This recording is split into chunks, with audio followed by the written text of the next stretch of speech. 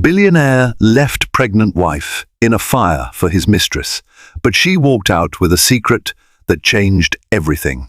A swirl of smoke, a crackle of flames, and a single moment of betrayal changed everything for Eleanor Lockwood.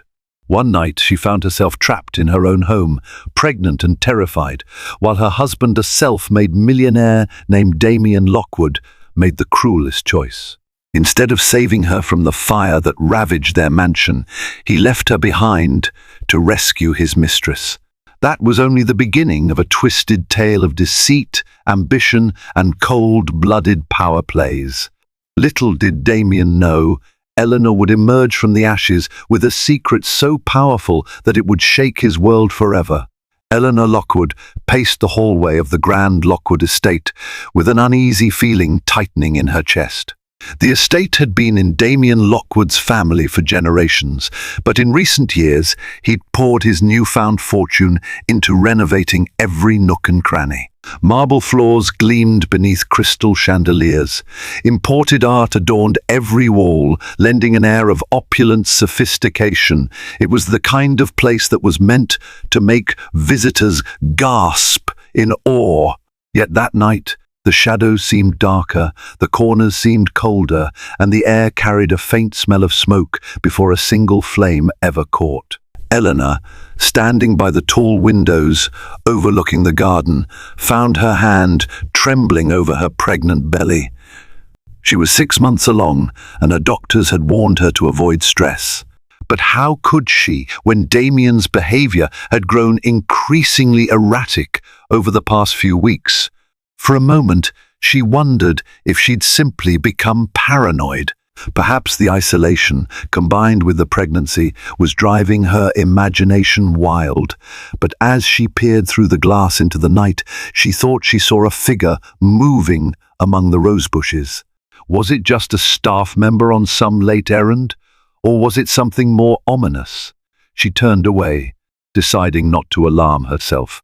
Moments later, the faint smell of smoke intensified. That was when panic began to creep in. Heart hammering, she left the drawing room and walked across the marble corridor, searching for Damian.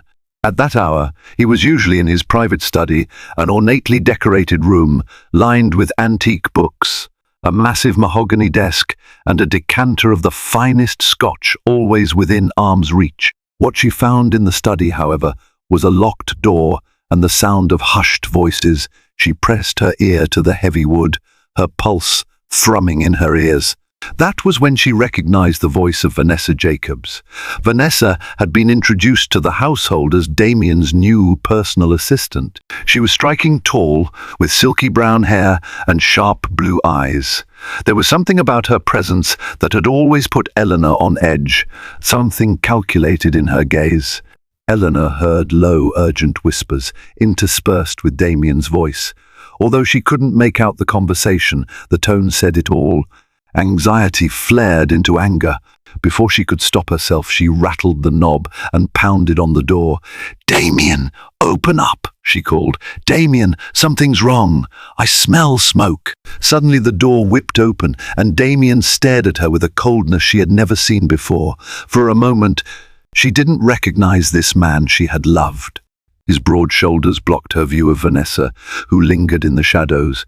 "Eleanor, calm down," he said curtly, taking her by the arm to steer her away from the study. "There's no fire.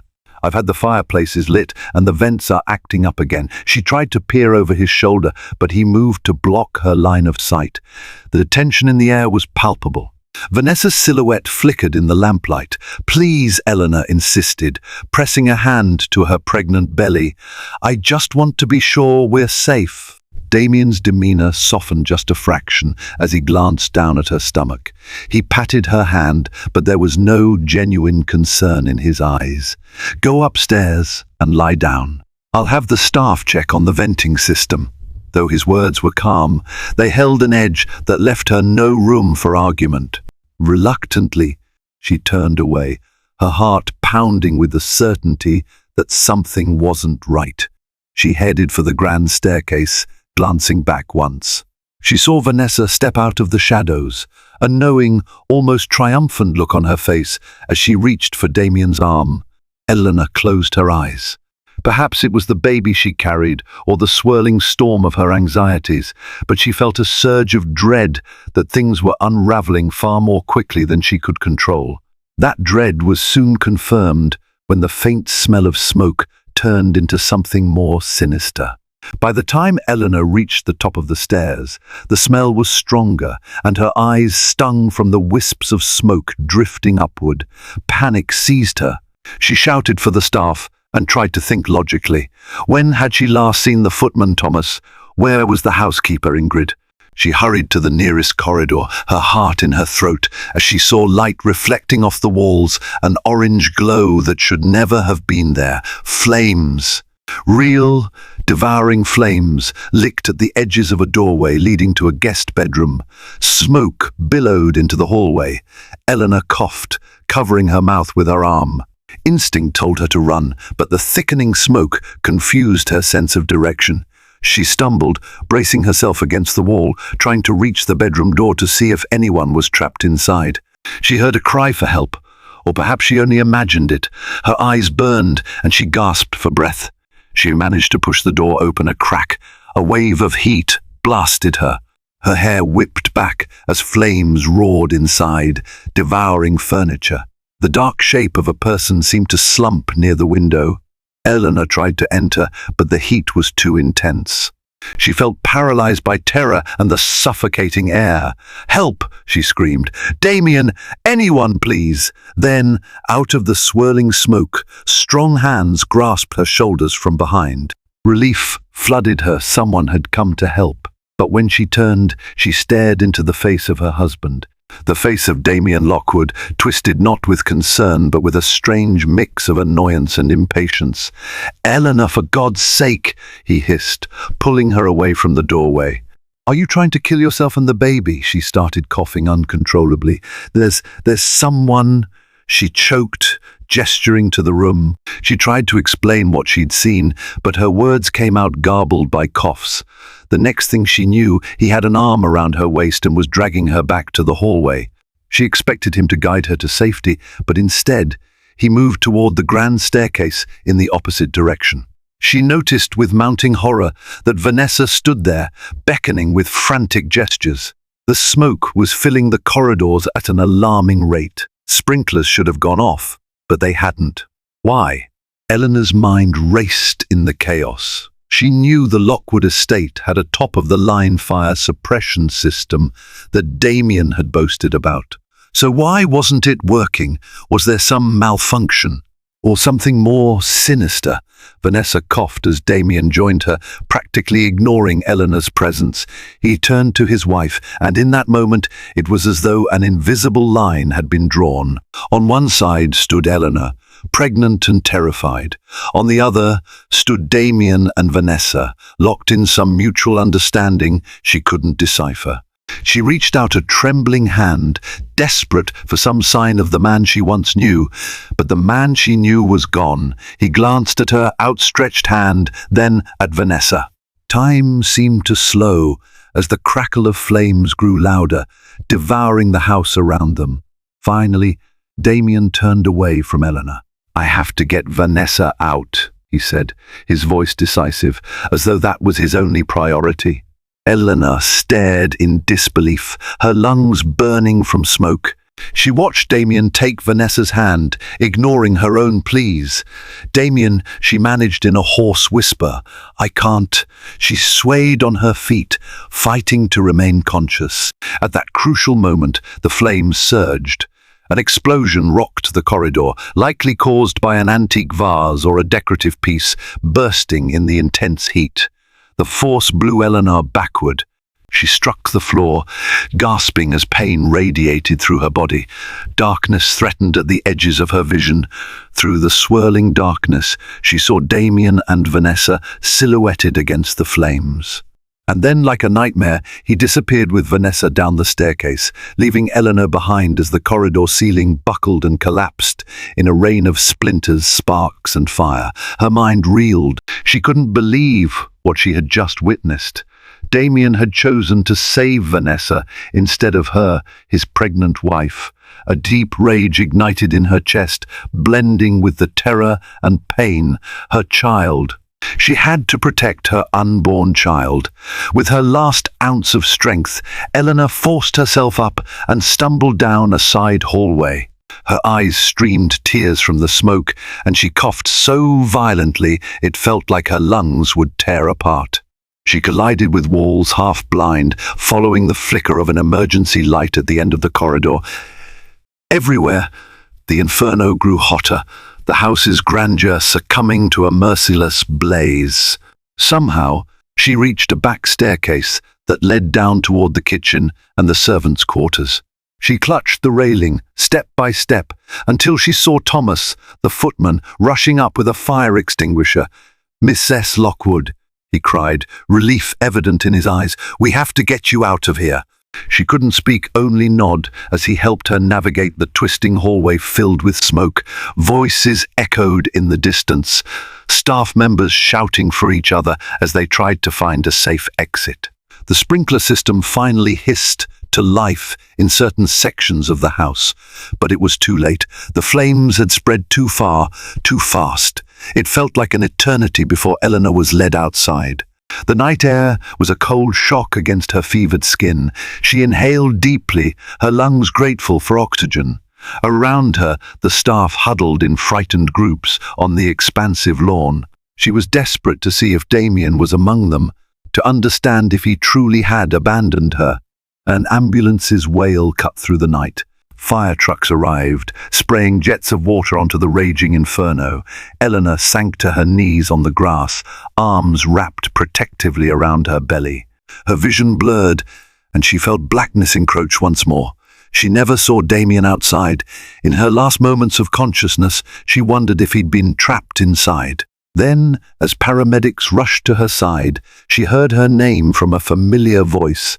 One of the staff, Ingrid, the housekeeper. Through the haze, she caught one more glimpse of the mansion's front drive. There, a sleek black car tore away into the darkness, headlights piercing the smoky night. Damian and Vanessa were gone. They had left her behind without a second glance. And in that moment of betrayal, as a paramedic pressed an oxygen mask to Eleanor's face, she felt something break inside her trust, love, faith. She whispered a silent vow. If she survived, she would not let Damian get away with this.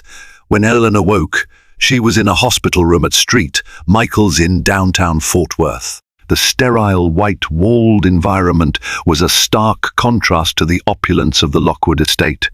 Everything felt surreal. She tried to move, and a stab of pain shot through her ribs. Immediately, a nurse, a kindly woman named Marianne Phillips, hurried over. "Mrs. Lockwood, take it easy," she said, gently pressing Eleanor's shoulder back against the pillows. "You've been through quite an ordeal." Her thoughts snapped to her pregnancy. Fear tightened her chest. "The baby?" she managed, throat raw from the smoke. Marianne offered a soft smile. "Your baby is fine, Mrs. Lockwood. We ran tests and monitored the fetus. Fortunately, the smoke inhalation didn't cause major complications for the child. You need to rest, though, and we'll keep you on oxygen for a while longer to ensure there's no lasting damage to your lungs." Eleanor let out a shaky breath of relief. The baby was okay. She felt tears slip down her cheeks. She needed to know more, needed to understand what had happened to her home and where her husband was. Questions swirled like a tornado in her mind. Over the next few days, the news coverage of the Lockwood estate fire was relentless. The channel showed aerial shots of the house, half of it gutted, blackened timbers jutting up into the sky like charred bones. Investigators speculated about the cause of the fire, noting the suspicious failure of the sprinklers in certain sections. There were whispers of arson, but no formal announcements had been made. Damian was nowhere to be found. News anchors speculated he might be on a business trip or recuperating in a private facility. After all, his fortune and influence were legendary. Damian had made his name in real estate development, leveraging family connections and cunning deals to build an empire. He was well connected, and if he wanted to stay hidden, he undoubtedly had the means to do so. Meanwhile, the police had questions for Eleanor. A detective, Marcus Reed, visited her in the hospital, a tall man in a rumpled suit with kind eyes. He asked her to walk him through the night of the fire. Though he tried to be gentle, she saw the suspicion lurking in his gaze. She was, after all, the only Lockwood with a direct story to tell. "When was the last time you saw your husband that night?" Detective Reed asked, pen poised over his notebook. Eleanor's voice shook. "Just before the fire spread upstairs. He found me near one of the burning rooms." Then she hesitated, tears threatening. Should she tell the detective everything she suspected, that her husband had chosen to save his mistress over his pregnant wife? That he might have been complicit in the fire somehow? But fear wrapped cold fingers around her heart. Damian was powerful, and she had no proof. She swallowed. "He left me, detective. I don't know why. He just vanished." Detective Reed studied her carefully. "Your staff members found you in a back staircase. You said you saw him with Vanessa Jacobs. His personal assistant?" He made a note. "She's also missing."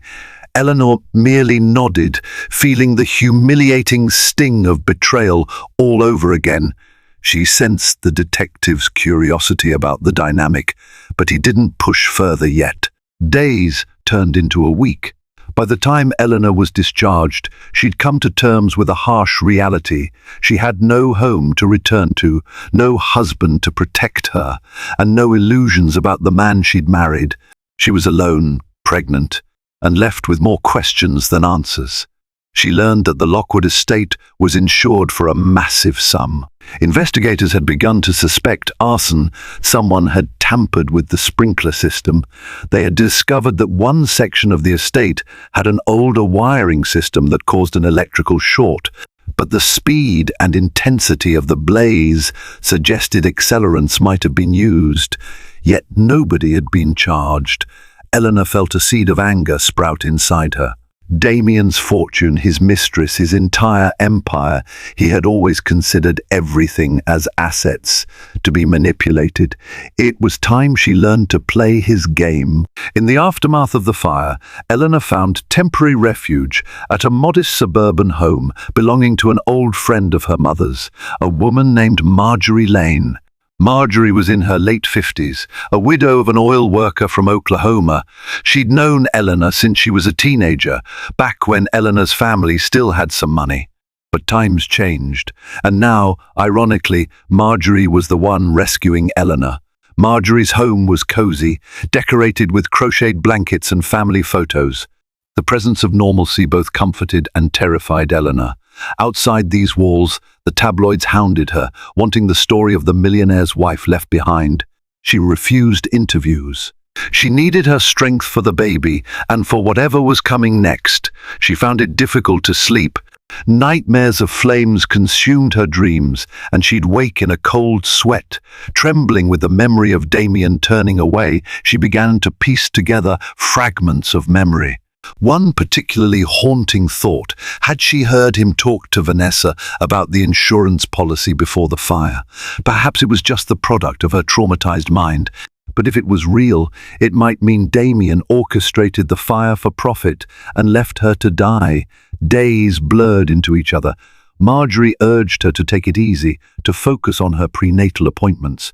But how could Eleanor rest when the Lockwood name was splashed over every newspaper headline, often accompanied by half-truths and speculation?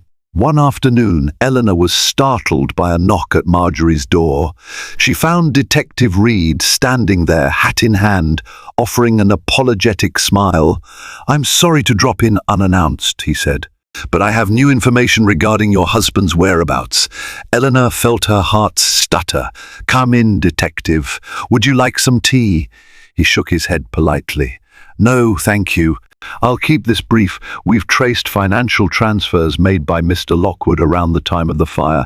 It appears he liquidated some assets beforehand, nothing illegal outright, but suspiciously timed. He and Miss Jacobs have been seen at a private jet hangar 2 days after the fire. Eleanor tried to remain composed. So, they've left the country? It seems so, Reed replied. We believe they headed to Monaco. The reason I came by is to ask if you have any knowledge of Mr. Lockwood's business dealings there, or if you can confirm an address he might be using. She looked away, battling a mix of fury and hurt. He never mentioned anything about Monaco to me, but we do have holdings overseas, and Damian spent time in Europe for real estate expansions. She paused. I can't help you there, Detective. Reed studied her carefully, as though considering if she was telling the truth. Finally, he nodded and handed her his card. If you think of anything that might help the investigation, call me. We suspect arson, Mrs. Lockwood, and your husband is a person of interest. You deserve answers and justice. The word justice resonated in her mind. She nodded, lips pressed tight, as she escorted him out. For a moment, she felt a glimmer of hope. If the police were onto Damian, maybe he wouldn't get away with everything after all. But hope was a fragile flame, easily extinguished in the face of cold reality. Damian had money, power, and cunning. If he wanted to vanish, he could. And if he'd tried to kill her once, what was to stop him from trying again, should she become too much of a threat? As the detective left, Marjorie came in from the kitchen, wearing a concerned frown.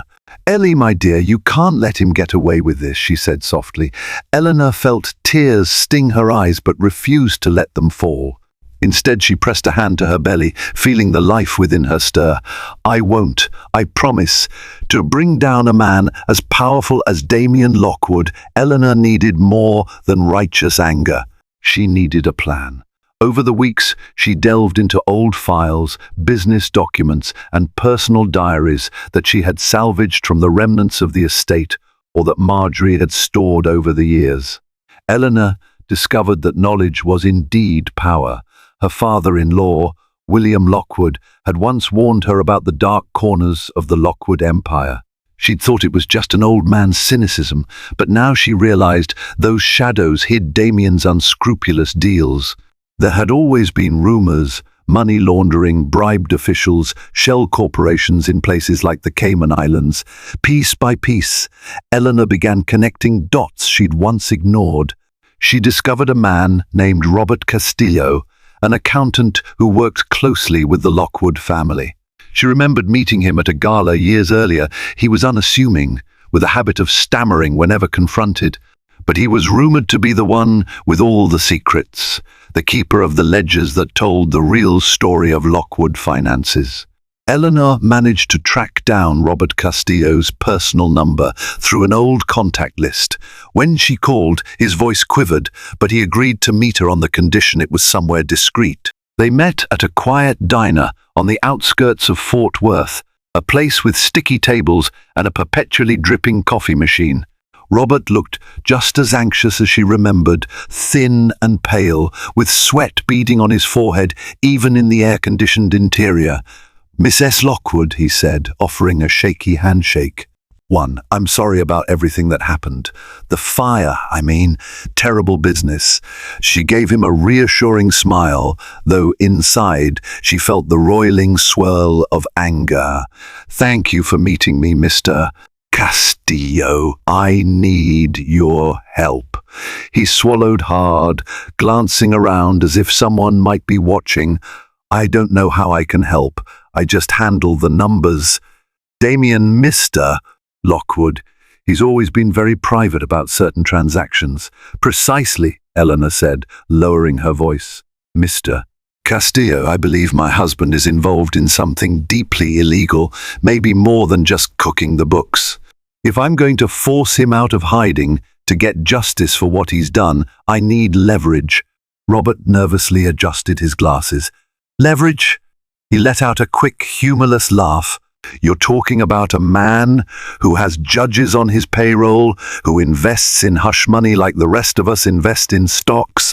What kind of leverage could possibly make him sweat? Eleanor's jaw clenched. That's what I'm hoping to find out from you. If there's anything, any hidden account, any transaction that could expose him, it might be enough for the authorities to force his hand. The accountant hesitated, opening and closing his mouth. Then, with trembling fingers, he pushed a small USB drive across the table. "This is everything I have," he whispered. "Some years ago, I started keeping a personal record of questionable transactions. At first, it was a safeguard in case something went wrong, but I grew too afraid to do anything with it. If Damian found out," he swallowed again, sweat trickling down his temple. "Anyway, it's all there. You didn't get it from me." Eleanor stared at the USB drive. She reached out and took it, feeling the significance of the moment. "Thank you, Mr. Castillo," she said softly. "I promise I'll do what's necessary." He nodded, looking as though he was signing his own death warrant. "You have no idea how far this goes, Mrs. Lockwood. Just be careful." As she left the diner, the evening sun casting long shadows across the parking lot, Eleanor felt a sense of purpose she hadn't experienced since before the fire. She had real evidence, now evidence that could take Damian's empire down. But she also felt a chill of fear, knowing Damian's reach was long and his fury would be terrible once he discovered her next move. Eleanor took the USB drive to Detective Reed. The meeting was arranged in a secured conference room at the local station, where they plugged the drive into a police computer. Together, they watched lines of data scroll across the screen: transactions, offshore accounts, shell companies tied to property deals from California to Monaco. Reed let out a low whistle. "Well, Mrs. Lockwood, you've certainly handed us a gift. If this data is authentic, it could indict several high-profile individuals, not just your husband." She felt both satisfaction and dread. "Does it help prove Damian caused the fire, that he left me to die?" Reed paused, scanning the files. "Unfortunately, there's nothing about the fire here. But if we corner him on financial crimes, we might get the truth about the fire in the process. At the very least, we can freeze some of his assets." Eleanor's chest tightened. She recalled her vow that Damian wouldn't get away with this. Now, it seemed she had the means to start that process. Yet the baby inside her kicked as a stark reminder of her vulnerability. She was almost 7 months pregnant. The stress, the fear, the sorrow, it all threatened to overwhelm her. But she had no choice. This was war. She spent weeks collaborating with the detectives and a special financial crimes unit, carefully building a case. The public had no knowledge of the secret investigation, as the police wanted to avoid tipping off Damian. Eleanor had to endure the tabloids painting her as the tragic, abandoned wife. Some even speculated she might have started the fire herself in a desperate bid for attention. The rumors stung, but she refused to let them derail her. In the meantime, she discovered that some of the Lockwood staff were in dire straits. Many had lost their jobs in the wake of the fire and were left stranded by the Lockwoods' abrupt disappearance. Out of guilt and compassion, Eleanor tried to help them. She reached out to Ingrid, the housekeeper who was staying with her sister. She offered to help cover Ingrid's mortgage for a month. She also provided references for the footman Thomas, who quickly found employment elsewhere. This quiet generosity endeared her to them even more. When Ingrid discovered a stash of old documents hidden in her personal trunk items she'd rescued from the estate, she handed them over to Eleanor without hesitation. Among them were old letters from William Lockwood to his son Damian, laced with warnings about crossing lines that cannot be uncrossed. Eleanor spent nights combing through everything, her mind a tangle of heartbreak and determination. Each day her belly grew heavier, reminding her that time was ticking. She had to secure her future, her baby's future. She refused to let her child be born into a legacy of betrayal and lies. Amid the swirl of investigations, legal maneuvers, and heartbreak, Eleanor received a startling piece of information, a letter from an attorney in Houston named Carter Reynolds, who claimed to have represented Damian's late father. The letter stated that William Lockwood had established a private trust to be given to Eleanor upon the event of certain contingencies, one of which was the catastrophic loss of the Lockwood estate. Astonished, Eleanor contacted Carter Reynolds, who arranged a meeting in Houston. She traveled there under the guise of a weekend visit to a cousin, wary that Damian might have eyes on her. Although he was presumably overseas, she couldn't risk underestimating him. In Carter's sleek, modern office, Eleanor sat opposite the attorney, a well-dressed man in his 50s with an air of quiet competence. He handed her a sealed envelope. "This trust was established quite some time ago, Mrs. Lockwood. I was instructed to deliver this information only if the estate was destroyed under suspicious circumstances, and if Mr. Damian Lockwood went missing in a way that suggested foul play." Her pulse quickened. "William Lockwood never mentioned this to me." Carter gave a slight shrug. He was cautious. He suspected that Damian had become, let's say, too ambitious.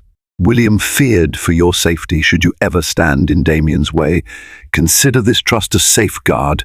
Eleanor opened the envelope, scanning the documents. It was a legal directive that effectively transferred a significant portion of Lockwood corporate shares to her provided Damian was declared a fugitive or indicted. The shares were in William's name, untraceable in official Lockwood records until triggered by the meltdown of the estate. Stunned, Eleanor met Carter's gaze. "These shares, they make me," he nodded, "a major stakeholder, potentially the majority shareholder, depending on how the other shares are distributed among the board. It gives you power in the company, Miss S. Lockwood, real power." Eleanor's mind spun. If she wielded these shares, she could take control of Lockwood Holdings from beneath Damian's nose. She could freeze his assets, remove him from decision-making, even push for a deeper internal investigation. This was the ultimate secret weapon, a gift from beyond the grave from William Lockwood. A rush of emotion overwhelmed her. She felt vindicated, terrified, and hopeful all at once. Damian had tried to kill her, but now she had the means to strike back. However, the burden of responsibility weighed heavily. Could she navigate the cutthroat world of corporate intrigue while pregnant and hunted by her own husband? Still, she clutched the documents. She would try. For her baby, for the staff Damian had abandoned, for her own soul, battered yet unbroken. Returning to Fort Worth, Eleanor met with Detective Reed and the Financial Crimes Unit to inform them of her new leverage. The detectives were cautiously optimistic. "If you become majority shareholder," Reed told her, "you can cooperate with federal investigators, open the company books, and expedite a warrant for Damian's arrest. He won't be able to hide forever." But no plan was without risk. Damian still had loyalists in the company, board members who had grown rich under his reign. Vanessa Jacobs, now rumored to be his mistress, was once the company's second-in-command for public relations. Together, they could mount a defense or manipulate overseas funds. Eleanor chose her allies carefully. She reached out to board members who had been alienated by Damian's ruthless tactics. One was Harold Singh, a veteran investor who had once been close to William Lockwood. Another was Deborah Mills, a technology magnate whose partnerships with Lockwood Holdings had soured under Damian. Both expressed support for Eleanor if she could prove her position as majority shareholder. With the attorneys preparing the necessary documents, she felt like she was standing on a precipice, about to leap into the unknown. She set a date for a board meeting, crafting an agenda that called for new leadership. The storyline was simple. Damian was absent, a suspect in a criminal investigation, and had possibly committed insurance fraud and arson. Therefore, the board needed to appoint a new CEO to stabilize the company. While all this swirled, She nearly forgot about her personal milestones. She was now 8 months pregnant. Marjorie insisted on throwing a small baby shower in her modest living room, just a handful of close friends. It was a bittersweet event. Eleanor didn't know if she'd ever have a stable home again. But as she unwrapped pastel baby blankets and onesies, she felt a surge of warmth. Love and support surrounded her, even in the darkest of times. That night, after the shower ended, she received a phone call that sent her heart pounding. The caller ID read unknown, but the voice on the line was painfully familiar. "Eleanor," Damian said, his tone cold and controlled. "You've been busy." She froze, her breath catching. "Damian, where are you?" A low chuckle crackled through the line. "Far from your reach, but not far from your shadow. Your meddling will cost you dearly. I'm giving you one chance. Stop whatever you're planning and hand over those company shares. Otherwise, you might not live long enough to have that baby." Her hand trembled. "You tried to kill me in that fire," she whispered, tears burning at the corners of her eyes. "Why, Damian? You left me. You left our child. And for what? Silence." Then a harsh exhale. "I did what I had to do," he said, his tone devoid of remorse. "That brat you're carrying, I never wanted a child, Eleanor. This was all William's plan, to trap me into an old-fashioned legacy. But you were always too naive to see it." She felt an acute pang in her chest, tears spilling over. "I loved you," she said brokenly, her voice trembling with fury and pain. "But now I see what you truly are." His voice hardened. "Then you understand. I won't hesitate to finish what I started. Stay out of my business, or you'll regret it." The line went dead. For a long time, Eleanor stood there, phone in hand, tears streaming. Fear and rage warred within her, but she wiped her cheeks, pressing a hand over her belly as the baby kicked in alarm, as if sensing her distress. She whispered into the silence, a vow both to herself and her child: "I'm not backing down."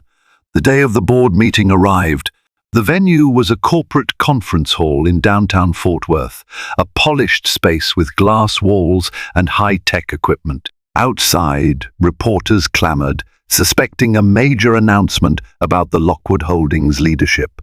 Police presence was discreet, but Detective Reed had assured Eleanor that undercover officers stood by in case Damian attempted anything reckless. Eleanor sat at the head of the long mahogany table, her pregnant form wrapped in a tailored navy dress that she'd bought specifically for this occasion. The chairs around her filled with stern-faced executives, some anxious, some curious. At precisely 9:00 a.m., Harold Singh rapped a gavel to bring the meeting to order. The chatter died down as Eleanor rose, bracing herself with a hand on her belly. She took a breath. "Thank you all for attending. As many of you know, there has been growing concern about Mr. Damian Lockwood's absence and the suspicious circumstances surrounding the fire that destroyed the Lockwood estate. I have recently come into legal possession of a significant number of shares originally held by William Lockwood. According to the documents, I am now the primary stakeholder in Lockwood Holdings." She pressed a button on a remote, and a slide appeared on the conference screen displaying the trust documents and Carter Reynolds' authentication. Murmurs swept the room. Deborah Mills spoke up, her voice calm but firm. "Miss S. Lockwood, do you intend to seek the position of CEO?" Eleanor steadied herself. "I do. Someone has to ensure the company's stability. Lockwood Holdings employs thousands, and we owe them security and transparency. Damian is under criminal investigation, and his disappearance jeopardizes our reputation. It's time for new leadership." At this, a few board members exchanged skeptical looks. One of Damian's allies, a dour-faced man named Charles Bentley, scoffed, "Mistress Lockwood, you lack experience in managing an empire like this. And you're in a delicate condition." She stiffened. "My condition doesn't impede my commitment to justice and ethical leadership. I've studied this company's operations for years, involved in philanthropic arms and shadowing Damian's expansions. More importantly, I have moral authority, which some of you may find lacking in the current regime. Charles made to protest, but Harold Singh cut him off. We will vote, Charles. That's how we proceed. If Miss S. Lockwood possesses the majority of shares and the votes on this board, she will take the CEO position. The tension in the room was palpable as the board commenced the voting process. One by one, hands were raised or voices chimed in. Minutes felt like hours. Finally, Harold tallied the results. By a narrow but legal margin, the board approves the motion to install Eleanor Lockwood as interim CEO. Eleanor exhaled, relief washing over her. A smatter of applause broke out, and cameras flashed from the corridor where journalists tried to peer through the glass walls. She glanced at her reflection, a woman who had survived a deadly fire, betrayal, and heartbreak, now poised to claim the throne of a powerful empire. She gave a brief speech, emphasizing transparency, justice, and a new direction for Lockwood Holdings. The final item on the agenda was a resolution to cooperate fully with law enforcement, granting them access to company records relevant to Damian's possible crimes. The motion passed, further cornering Damian. As the meeting concluded, Detective Reed appeared by her side. "Congratulations, Miss S. Lockwood," he said quietly. "This is a huge step." Before she could respond, a commotion erupted in the hallway. One of the officers rushed in, face pale. "He's here," the officer panted. "Damian Lockwood just showed up." Eleanor's heart seized. She hadn't believed Damian would be reckless enough to come back, but there was no time to process her shock. She braced herself as the conference room doors swung open. In strode Damian Lockwood, flanked by Vanessa Jacobs. He looked every bit the imposing figure she remembered. Tall, well-tailored suit, hair slicked back. But there was something feral in his eyes, a desperation underlying his confidence. Murmurs rippled through the room as executives stood, uncertain whether to greet or recoil. Detective Reed's hand inched toward his weapon. "Mr. Lockwood, you're under investigation for arson and potential insurance fraud. I advise you," Damian cut him off with a sneer.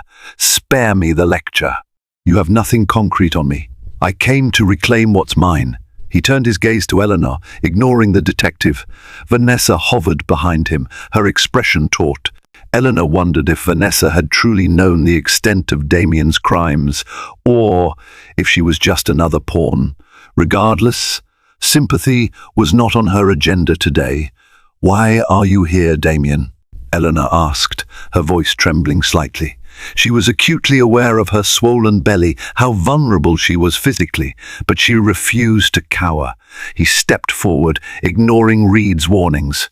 "You think you can steal my company, sit in my chair? You're nothing but a sentimental fool who can't see the bigger picture." His gaze flicked to her midsection with contempt. She felt a swell of anger.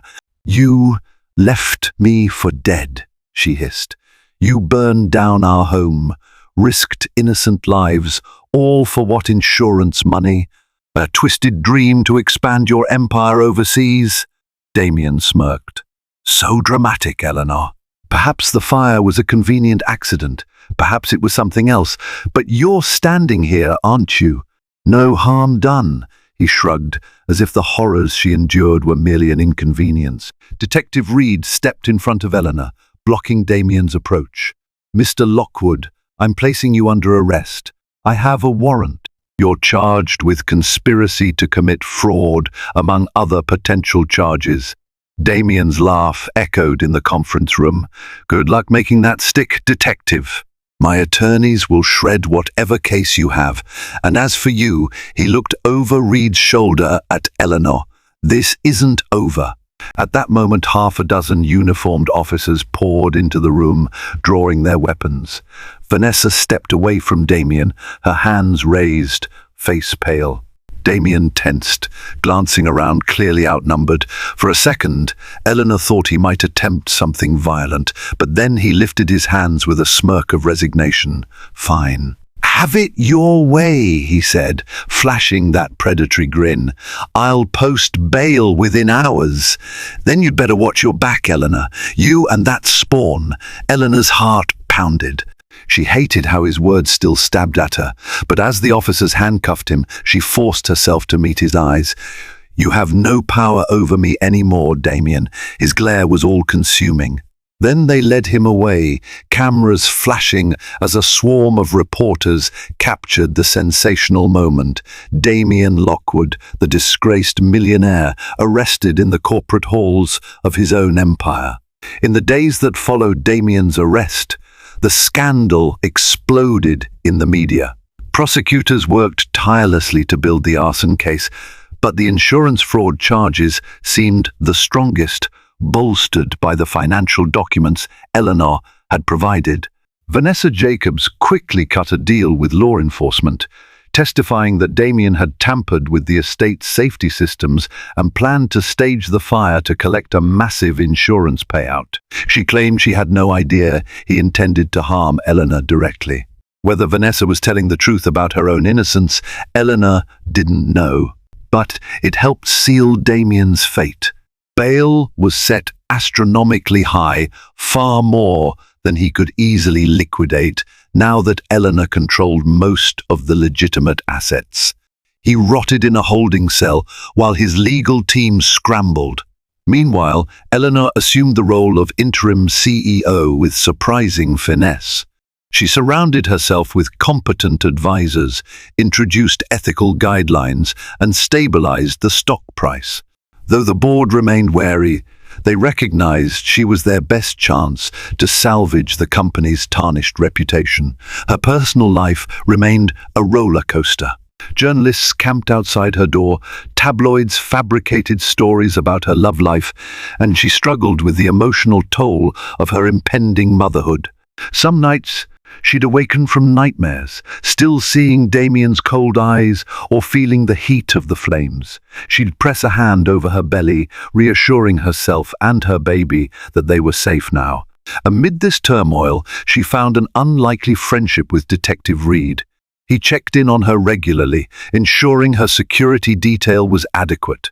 Sometimes he'd bring coffee or lunch to her office, and they'd speak about non-work things, her craving for pickles, the name she might give her baby.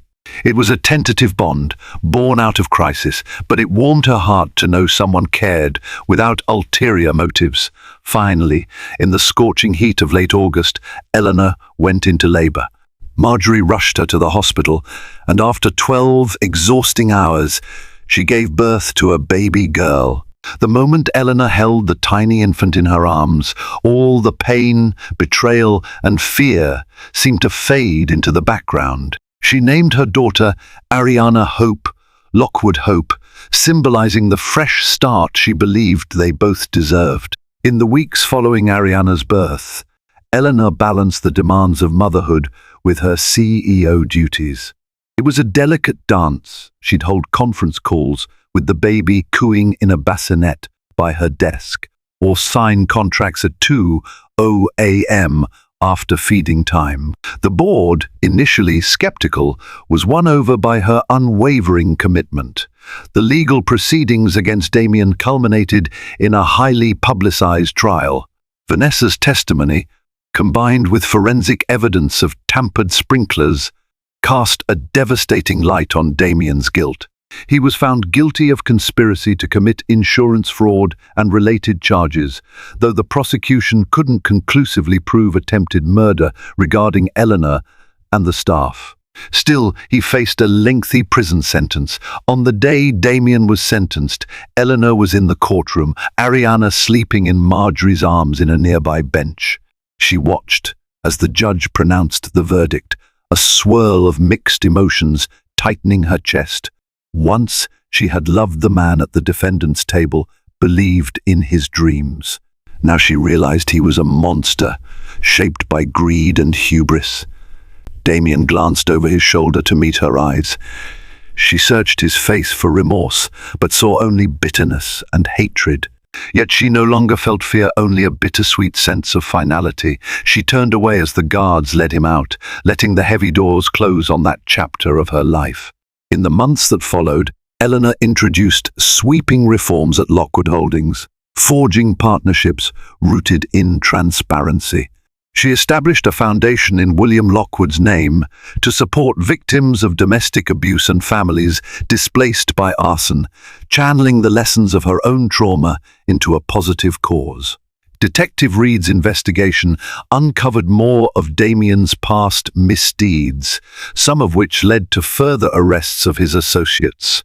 Eleanor testified when needed, unwavering. The tabloids eventually moved on to fresher scandals, and the media narrative shifted from tragic wife to resilient survivor. One crisp autumn morning, she stepped into her executive office, formerly Damian's domain, and gazed out the floor-to-ceiling windows at the city skyline. Ariana was at a daycare facility she'd set up for employees' children, ensuring that staff members had access to affordable childcare. It was just one of the many changes she'd implemented to create a more humane workplace culture. A knock on the door broke her reverie. Detective Reed stood there, a small smile on his face. "Busy?" he asked. She smiled, gesturing for him to enter. "Always, but I can spare a moment." He handed her a file. "Officially, the fire case is closed now. Damian's sentencing is final, and the insurance companies have settled. I thought you'd want the final report." She opened the file, skimming the detailed summary of the events she'd lived through. The final lines stated that the cause of the fire was arson, orchestrated by Damian Lockwood, with an attempt to collect fraudulent insurance claims. A swirl of emotions welled up in her: grief, relief, triumph. She closed the file. "Thank you, detective, for everything." He nodded, shifting slightly on his feet. "Off the record, Eleanor, I've never met anyone as strong as you. I'm happy you're finally getting the peace you deserve." Their eyes met in a warm, meaningful exchange. Maybe there was a subtle promise of something more: friendship, or perhaps, in time, something deeper. But for now, Eleanor felt content just to breathe free air, to hold her daughter close, and to shape the legacy of Lockwood Holdings into something that honored honesty and care.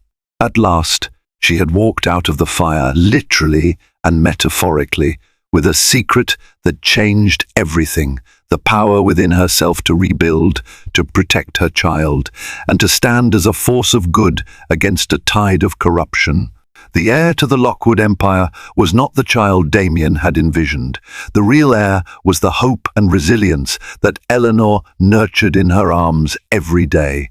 This was the harrowing journey of Eleanor Lockwood, a woman who faced betrayal, devastation, and near death, yet rose to claim her rightful place as the leader of an empire built on lies. Through her courage, she exposed the treacherous schemes of a millionaire husband who underestimated her strength and the power of a mother's resolve. If you found this story gripping, filled with twists and heart-pounding drama, let's keep the conversation alive. Share your thoughts in the comments and tell us which moment shocked you the most. Don't forget to like this video to show your support, and subscribe to our channel so you won't miss the next thrilling story. Hit that notification bell because more powerful tales of resilience and triumph are on the way. Spread the word and let's celebrate the power of hope and justice together.